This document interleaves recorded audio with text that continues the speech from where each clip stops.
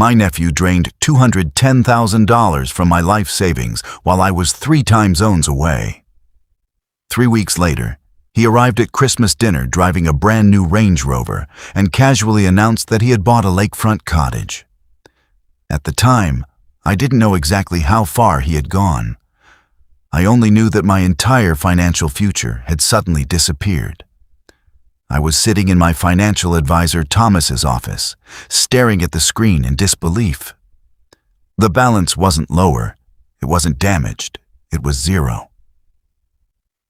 "Walk me through it one more time," I said. Thomas adjusted his glasses and looked uncomfortable. "There were 6 transfers over 5 days. All of them came through your online banking credentials. The passwords were correct. The security questions were correct. From the bank's perspective, you authorized every transaction." But I didn't. That was the problem. I had been visiting my daughter Allison in Vancouver when the withdrawals happened. Every transfer had been made during normal business hours, making them look completely legitimate. Only 3 people had ever known my banking credentials: me, my late wife Margaret, and my nephew Connor. Connor was 28 and had been living in my basement for 18 months after losing his technology job. I had practically raised him. When his father abandoned the family, I helped fill the gap.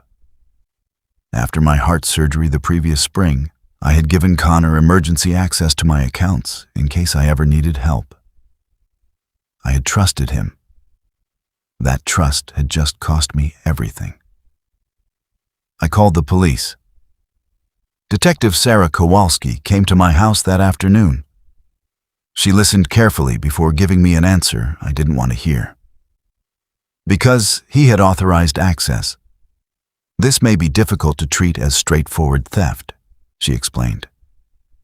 "We would need evidence showing he accessed the account without permission or obtained the money through some provable form of deception.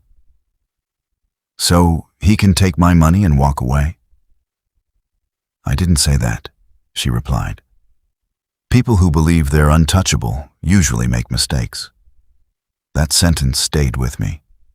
I went downstairs and confronted Connor. He was stretched across the couch, scrolling through luxury vehicles on his phone. I told him the accounts were empty. His reaction was almost perfect: shock, confusion, offense. But something bothered me. He never asked how much had disappeared.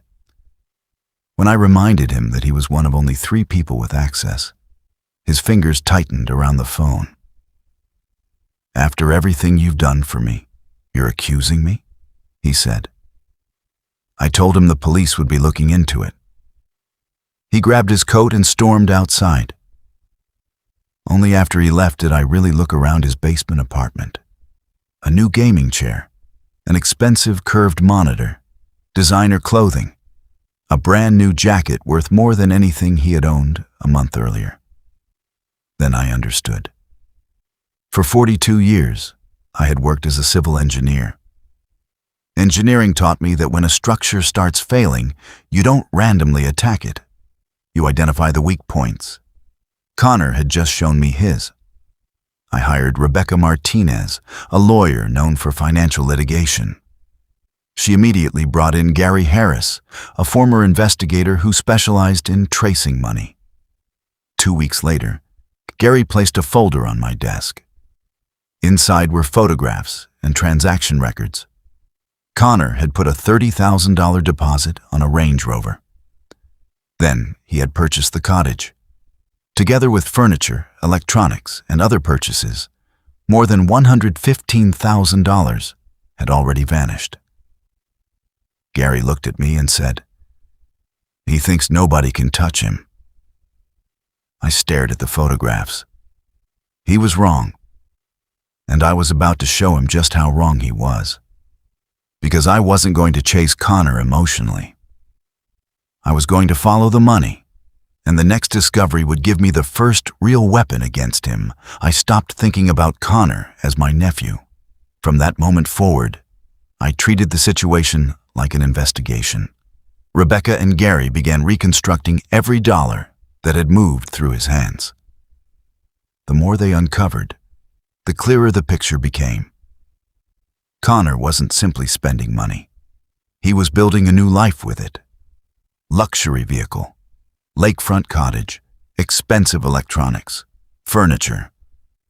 And then something even more interesting appeared.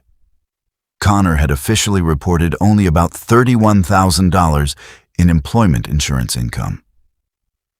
Yet within weeks, he had made purchases worth more than 3 times that amount.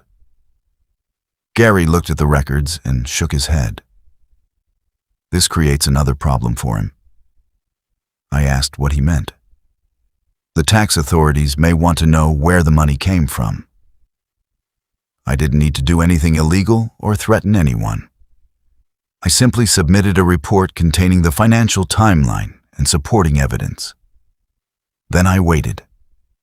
Christmas Eve arrived. Connor appeared at my door carrying presents, a bottle of expensive scotch, and a card. He wanted to talk. I didn't. I left everything unopened. Instead, I spent Christmas with Allison and my grandchildren.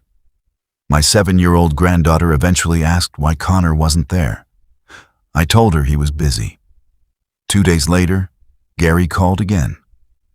Connor's girlfriend Melissa had apparently bought herself an $8,500 engagement ring. Cash. More evidence that the money wasn't disappearing randomly.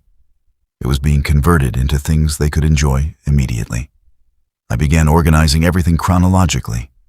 Dates, transfers, purchases, photographs, bank records. Every piece of information had a place. In January, Rebecca told me that the tax authorities had opened an investigation. That same week, she filed a civil lawsuit against Connor seeking the full $210,000, along with interest and legal expenses.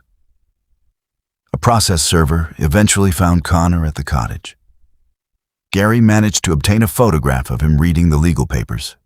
His expression told me everything. That evening, my phone rang. Connor was furious. "You actually sued me?" I listened silently. He claimed the money had been payment for taking care of me. Then he changed his story and accused me of abusing him. "You gave me that money," he insisted. "No," I said. "I gave you a place to live." He threatened to tell people I was mentally incapable of managing my own affairs. Then he said he'd find a doctor who could claim I didn't remember giving him the money. I ended the call. Afterward, he tried repeatedly to reach me. I blocked his number. His lawyer contacted Rebecca next.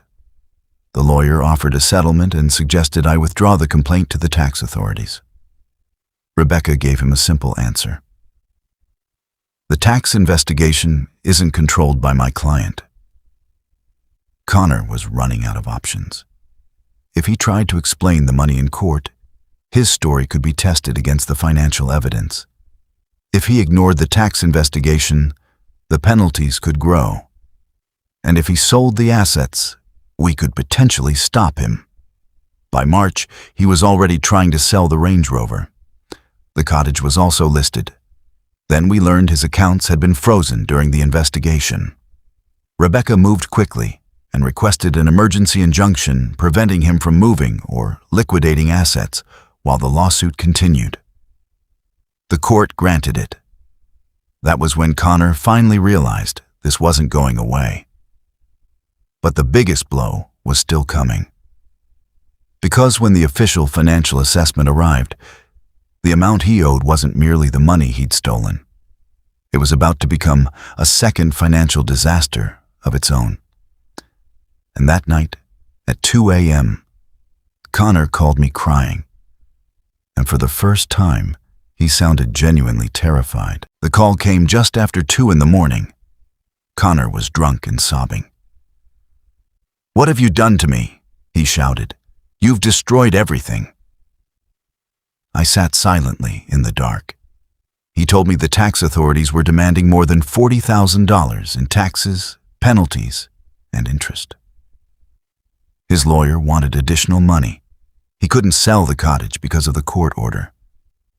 Then he told me Melissa had left him. "I've lost everything," I finally answered. "You took everything from me first." He became furious.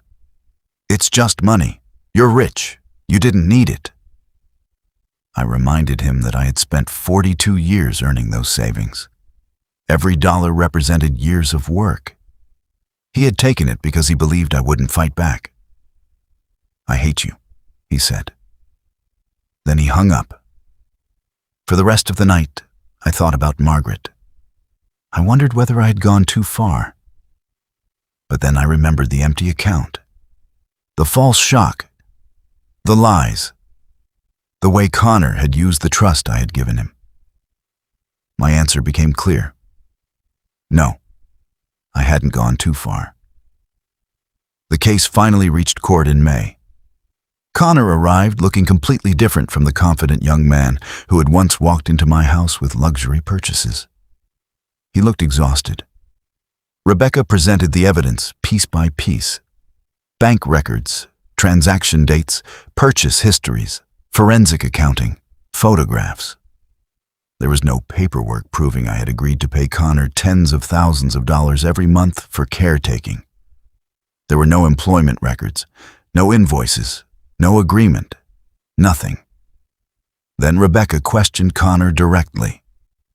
She asked him to explain what services he had supposedly provided. He struggled. She asked how often he had driven me, how many meals he had prepared, how much care he had actually provided. The answers didn't support his story. Then she produced photographs showing his previously modest basement apartment filled with expensive items purchased shortly after the transfers. Connor had no convincing explanation. The judge eventually ruled in my favor. The court found him responsible for the money and ordered him to pay $210,000, plus interest and legal costs. The total judgment came to more than $260,000. The cottage was eventually sold at auction. I attended. Connor sat nearby, watching. When the opportunity came, I bought the cottage myself. After the mortgage and sale costs were handled, a significant portion of the judgment was recovered. The Range Rover was sold too. But there was still a balance outstanding. Connor had no meaningful assets left. His job was gone. His relationship was over. His credit was destroyed.